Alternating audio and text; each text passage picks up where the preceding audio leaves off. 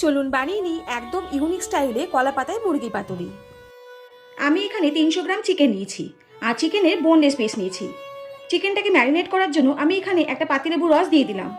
পাতিলেবুর রস দিয়ে চিকেনটাকে খুব ভালো করে মাখিয়ে প্রায় আধ ঘন্টার জন্য রেখে দেবো। এতে চিকেনটা খুব জুসি হবে আর চিকেনটা সফটও হয়ে যাবে।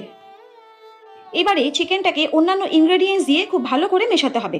তার জন্য প্রথমে দিয়ে দিলাম স্বাদ মতন লবণ, 1 টিস্পুন হলুদ গুঁড়ো, 1 টেবিল স্পুন লঙ্কার গুঁড়ো।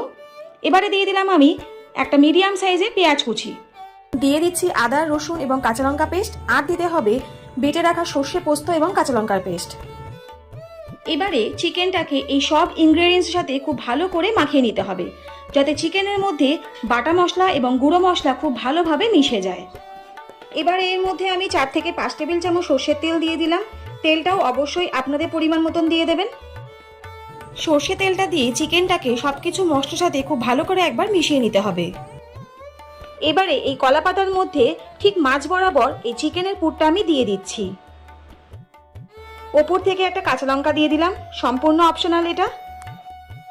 কলা পাতাটা অবশ্যই সেঁকে নেবেন, তাহলে ফোল্ড করার সময় ছিঁড়ে যাবে না।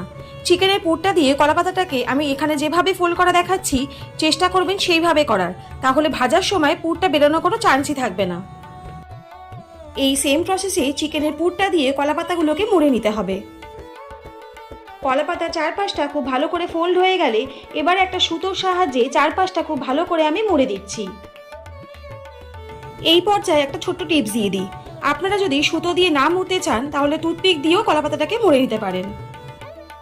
এবারে অন্যদিকে একটা ফ্রাই প্যান নিয়ে নিলাম আর ফ্রাই প্যানের মধ্যে প্রায় 5 থেকে 6 টেবিল চামচের মতন সর্ষের তেল গরম করে নিলাম।